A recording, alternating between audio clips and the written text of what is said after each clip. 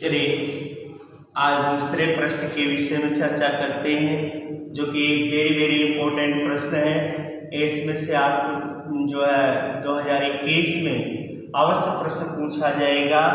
वो प्रश्न है जिसमें जो प्रश्न पूछा गया है, इसमें 3 खंड करके प्रश्न पूछा गया है। पहला खंड का है पुनरावृत्ति डीएनए एवं आनुषंगिक डीएनए में अंतर। पहला है का पुनरावृत्ति डीएनए तथा आनुषंगिक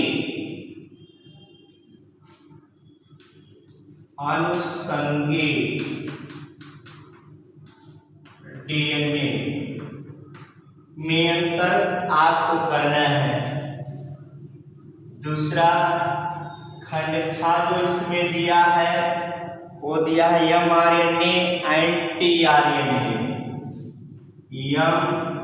mRNA एंड tRNA। तीसरा खंड जो दिया हुआ है वो है टेम्पलेट रज्जु और कोडिंग रज्जु। टेम्पलेट रज्जु और कोडिंग रज्जु।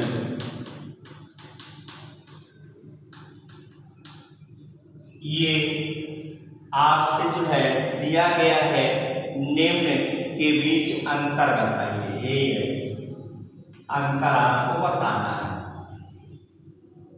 तो चलिए एक एक करके देखते हैं। पहला पुनरावृत्ति डीएनए और आनुषंगिक आरएनए, यानी कि differences between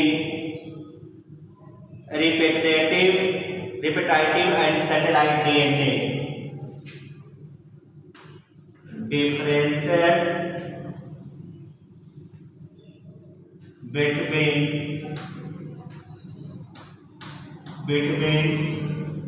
repetitive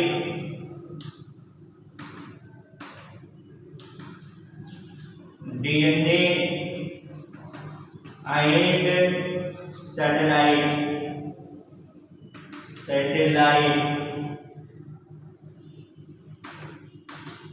DNA. Satellite DNA का मतलब आनुषंगिक होता है।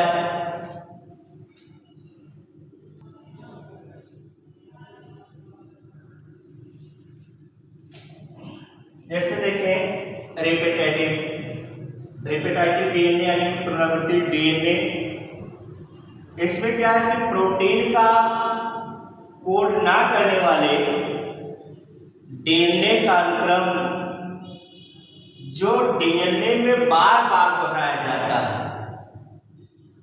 यानी कि ये प्रोटीन का कोड तो नहीं करता है, लेकिन यह जो है बार बार दोहराया जाता है, अर्थात इसकी पुनरावृत्ति होती है। अर्थात इसकी क्या होती है? पुनरावृत्ति होती है। इसलिए इसे रिपीटेटिव यानी रिपीट करना यानी कि पुनरावृत्ति डीएनए कहा जाता है।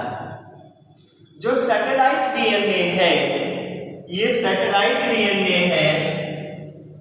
सैटेलाइट डीएनए भी यह रिपीटेटिव डीएनए का ही एक भाग है।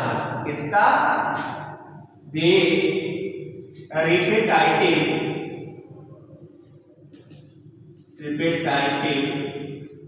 डीएनए का ही एक भाग है। सैटेलाइट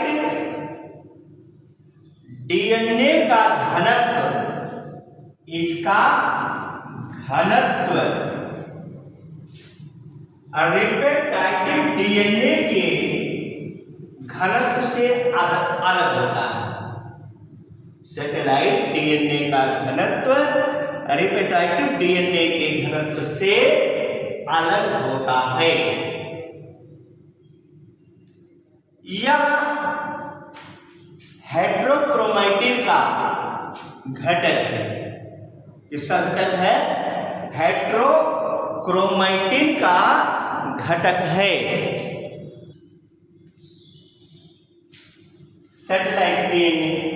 सैटेलाइट डीएनए क्या है? जो जीनोमिक डीएनए का समूह है, उस जीनोमिक डीएनए के समूह से रिपीटेटिव डीएनए को पृथक करना किस प्रकार से पृथक करते हैं? वो ग्रेडियंट सेंट्रीफ्यूगेशन, ग्रेडियंट सेंट्रीफ्यूगेशन यानी कि अपकेंद्रीकरण के द्वारा जो है, इसको जो सेंट्रीफ्यूग के द्वारा जो है हम घुमाते हैं, तो उसमें इसके जो छोटे छोटे खंड होते हैं वो अलग हो जाते हैं, यानी कि अनेक शिखर पर छोटे छोटे खंड पर अलग हो जाते हैं। और जो ये छोटे छोटे खंड के रूप में, जैसे ये जो छोटे छोटे खंडों के रूप में इस तरह से अलग हो गए, इन्हीं को हम सैटेलाइट कहते हैं। इन्हीं को क्या कहा जाता है? सैटेलाइट कहा जाता है। ये ह्यूमन जीनोम के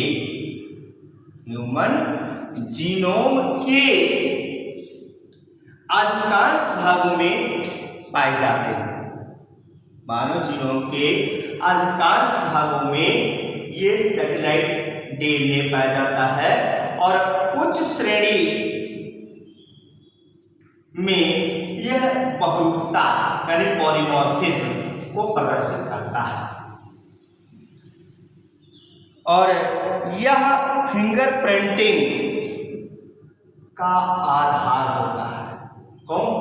सैटेलाइट डीएनए ये फिंगरप्रिंटिंग का आधार होता है।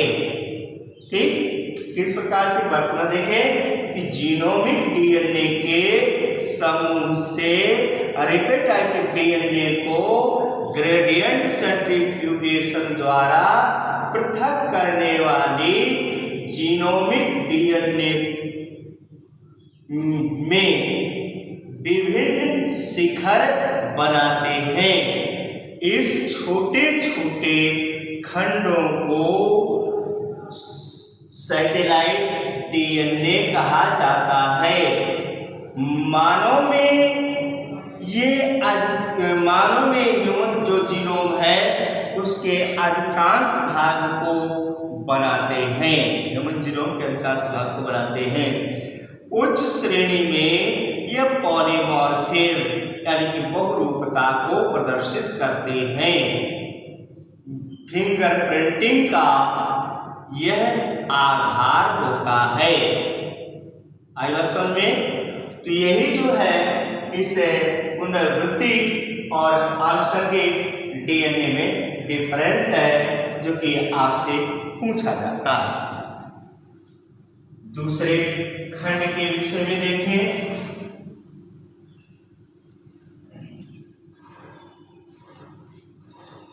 दूसरा खंड जो है वो mRNA एवं tRNA में अंतर है।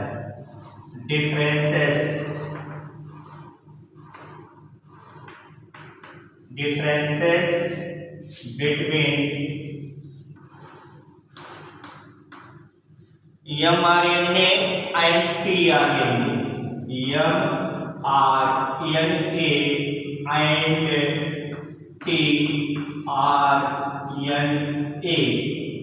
mRNA और tRNA में अंतर, ये जो है बहुत ही इम्पोर्टेंट अंतर है, जिसके विषय में आप सभी लोगों को जो है जरूर याद रखना चाहिए। ये आपसे पूछा जाता है ये सब।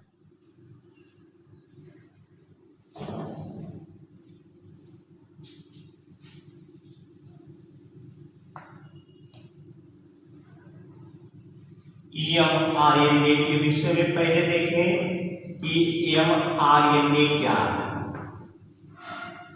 इसका पूरा नाम मैसेंजर आरएनए यानी कि संदेश वाहक आरएनए है। यह एक लंबा अरेखीय अणु होता है। कैसा होता है? यह एक लंबा रेखीय अणु होता है। कैसे बनता है? यह केंद्रक डीएनए के अनुलेखन से बनता है। कैसे बनता है? केंद्रक डीएनए के अनुलेखन से बनता है। केंद्रक के डीएनए के अनुलेखन से बनता है। पॉलीपेप्टाइड चेन के संश्लेषण में, पॉलीपेप्टाइड चेन के संश्लेषण में अमीनो एसिड के निश्चित क्रम को निर्धारित करने की सूचना, निर्धारित करने की सूचना mRNA में निहित होती है। mRNA में निहित होती है। प्रत्येक प्रकार के प्रोटीन के लिए एक विशेष प्रकार के mRNA होता है। यह कुल आरएनए का 3 से 5% होता है। यानी कि कुल आरएनए का 3 से 5% होता है। mRNA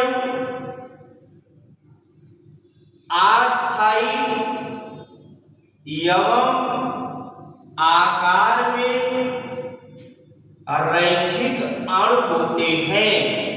कैसे होते हैं? अस्थायी एवं आकार में कैसे? रैखिक, आकार में रैखिक होते हैं। पॉलीपेप्टाइड चेन के बहुलीकरण के तुरंत बाद इसका विघटन हो जाता है। इसके पॉलीपेप्टाइड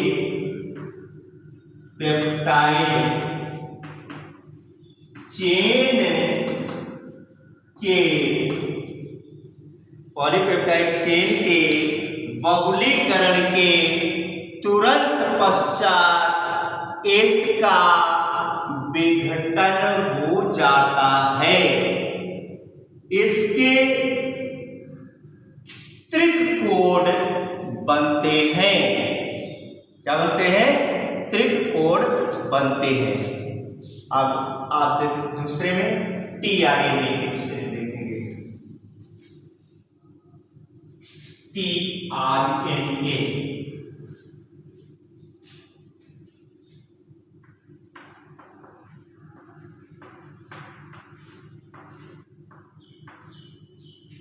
यह भी केंद्रक डीएनए के अनुलेखन से बनता है। केंद्रक डीएनए के अनुलेखन से बनता है।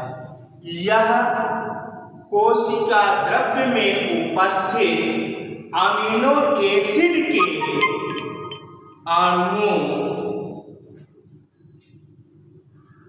को, अमीनो एसिड के अणुओं को राइबोसोम तक ले जाते हैं। अमीनो एसिड के अणुओं को कहां तक ले जाते हैं?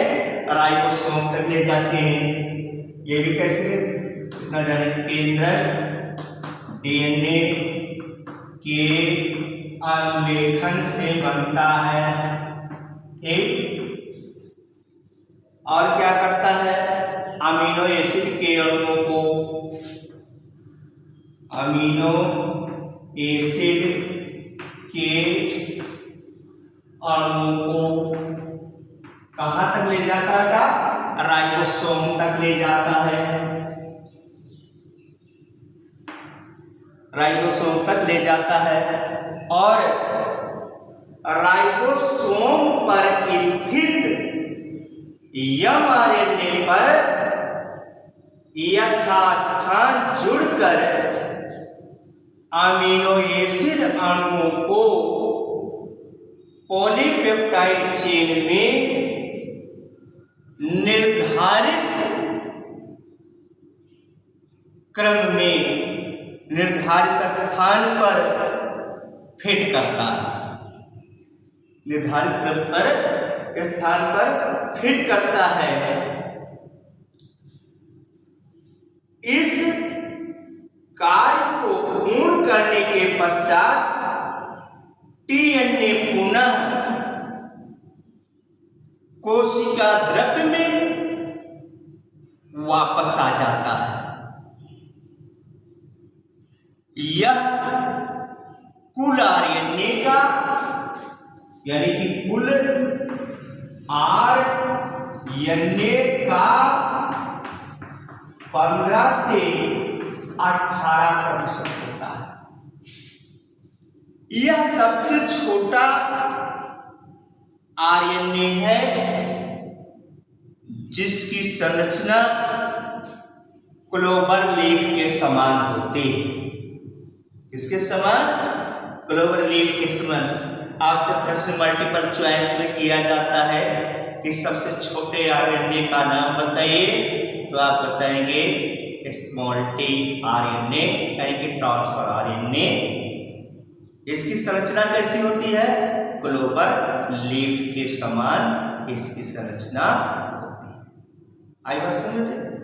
तो इस तरह से mRNA और tRNA में डिफरेंस है। फिर अगला तीसरा इसमें डिफरेंस जो पूछा गया है वो तीसरा डिफरेंस है, पूछा गया है template strand and coding strand. Differences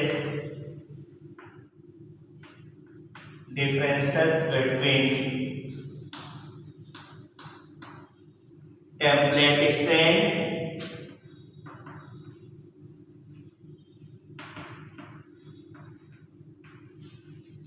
and coding strand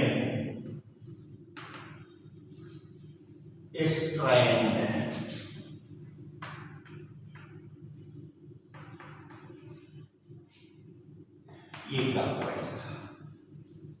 यानी कि टेम्पलेट रज्जुक और कोडिंग रज्जुक में अंतर। तो इसमें देखें कि क्या है कि जो डबल डीएनए का डबल हेलिक्स होता है वो स्ट्रैंड होता है, रज्जुक होता है। डीएनए के जिस रज्जुक का ध्रुव 3 to 5 डायरेक्शन की ओर होता है, 3 to 5 डायरेक्शन यानी कि दिशा की ओर होता है, वो टेम्पलेट स्ट्रैंड की तरह कार्य करता है। क्लियर? जो स्ट्रैंड की दिशा 3 to 5 दिशा में होती है वो टेम्पलेट स्ट्रैंड की भांति कार्य करता है और इससे बना जो आरएनए होता है उसका पूरक होता, कॉम्प्लीमेंट्री होता है। और कोडिंग स्ट्रैंड में क्या है? किसी के जस्ट उल्टा यानी कि 5 to 3 डायरेक्शन 5 to 3 डायरेक्शन का अनुक्रम आरएनए जैसा होता है। और यह केवल और केवल इसमें डिफरेंस क्या है कि यहां पर थाइमिन है और यहां पर थाइमिन के स्थान पर यूरेसिल आ जाता है। ये इतना डिफरेंस होता है डीएनए में। तो अनुलेखन के समय यह एक दूसरे में दूसरे सीक्वेंस पर स्थानांतरित होता है, दूसरे अनुक्रम पर स्थानांतरित हो जाता है। इसे कोडिंग स्ट्रैंड कहते हैं। क्लियर? इस तरह से आपने ये डिफरेंसेस को देखा और इन डिफरेंस को जो है अच्छी प्रकार से आप तैयार करेंगे